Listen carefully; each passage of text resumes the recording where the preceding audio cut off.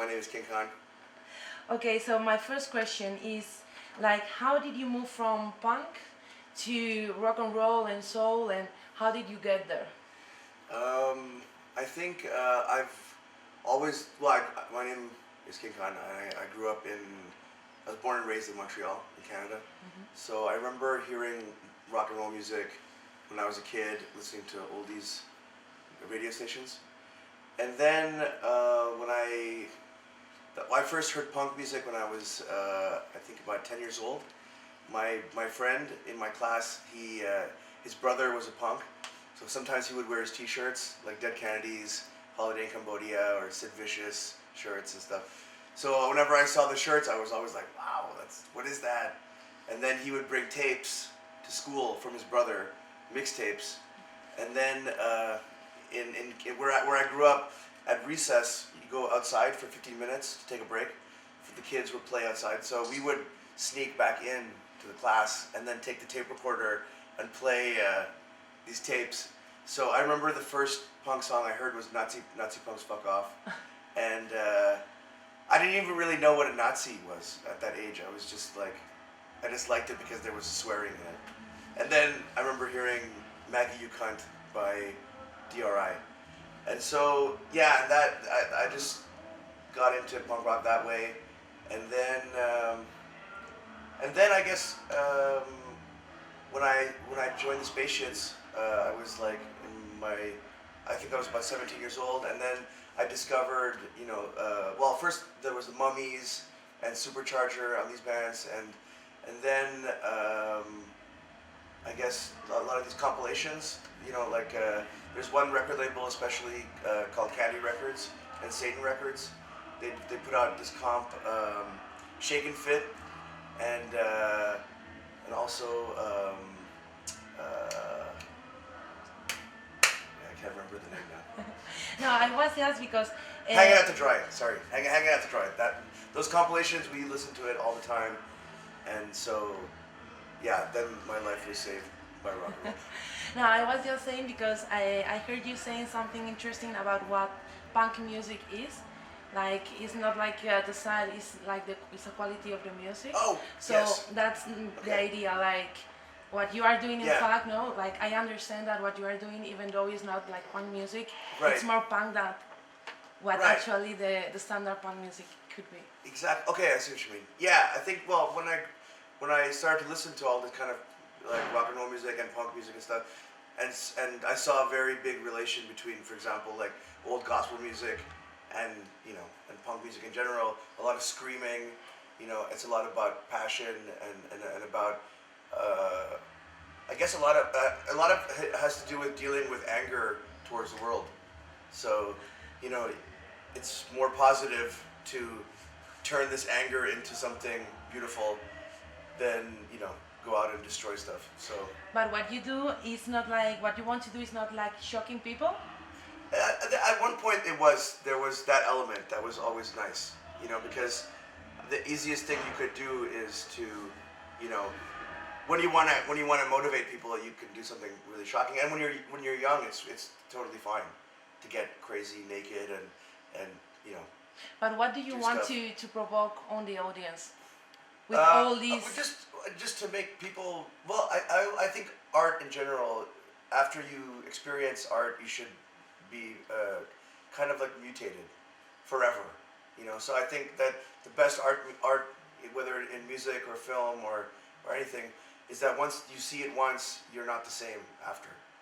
So I always try to do that with the show, because every time we play, there's always people who have never seen us before in the audience and stuff, and but I like that people, you blow people's minds. That's more important than anything else. And did you build like your own persona like thoughtfully, or it's like something that was always inside you, like since a kid, like to dress up or something? How I did like to dress up as a kid. I made a movie when I was 10 where I played an Indian woman, so I think that was always a part of my my soul. But I think, like, for example, one of my biggest heroes is Little Richard, and I think that Little Richard, for example, really broke all boundaries, with his music, sexual and all sorts of boundaries that we didn't even know existed. So I like to try to carry on that tradition, and I like to.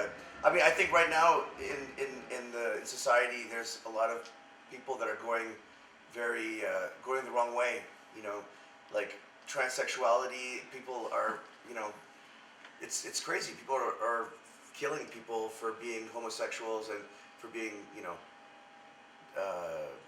bisexual or transsexual. So I think it's important to, talk about these issues and also I also laugh about stuff like this, but I think ultimately laughter is the best medicine. And talking about a stage, what's the craziest thing you've done? The craziest thing? Oh God.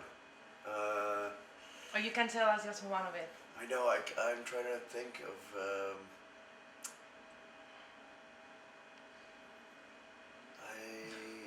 Let me think about it.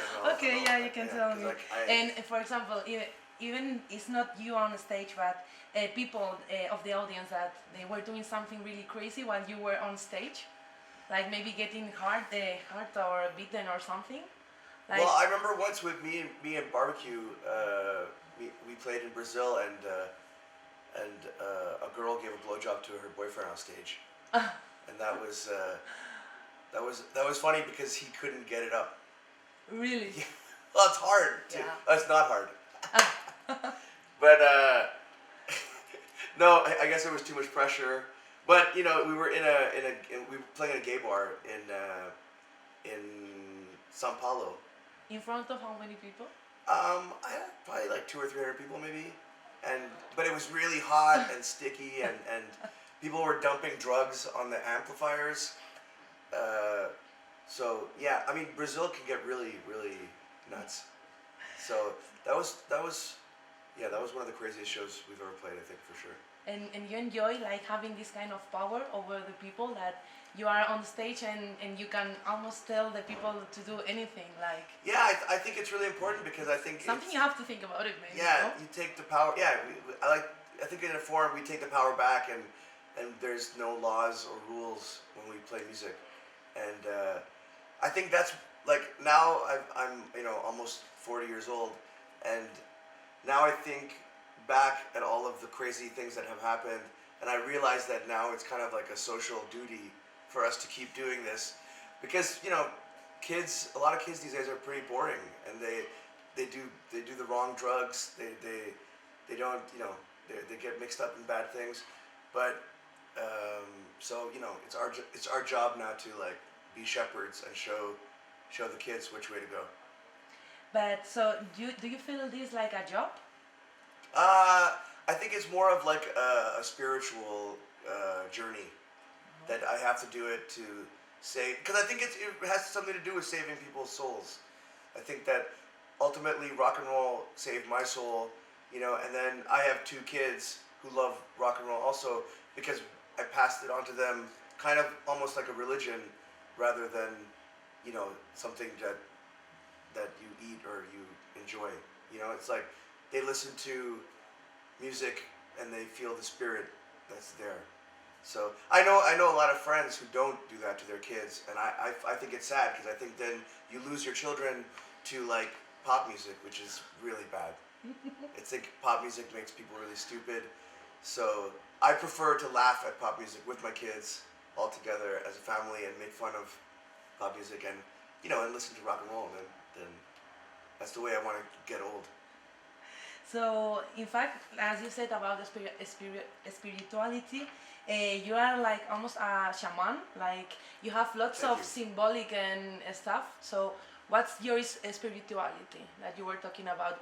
Because I know your origins are from India. I don't know if that influenced you in something. I'm like a mix up of all kind of different spirituality. It's like I'm like a salad bar of spirituality.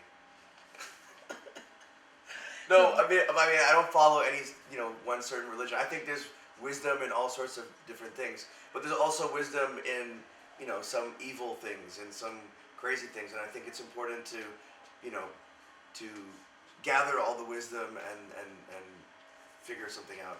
But for example, your necklace, the Yes. bone one, I know that you wear it a lot. It doesn't mean anything? It's from a Candomblé church in Brazil. So it has Candomblé. something. Yeah, it's a donkey teeth. So it has something to do with the Candomblé religion. Nice, nice.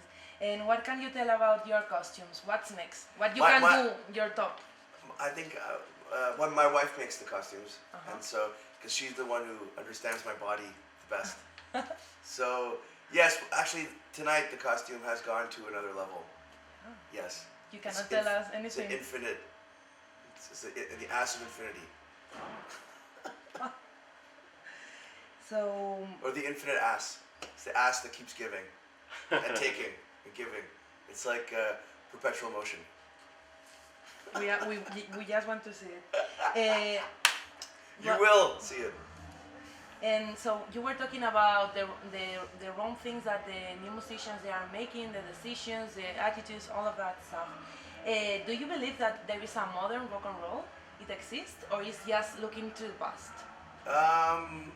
That's a good question. I think that you can make modern rock and roll by, being inspired by the past. I mean, the formula of rock and roll is very simple, and I think that's the most important thing about rock and roll is that, you keep it simple, and yeah, I guess it's also it has to do with why you're doing it.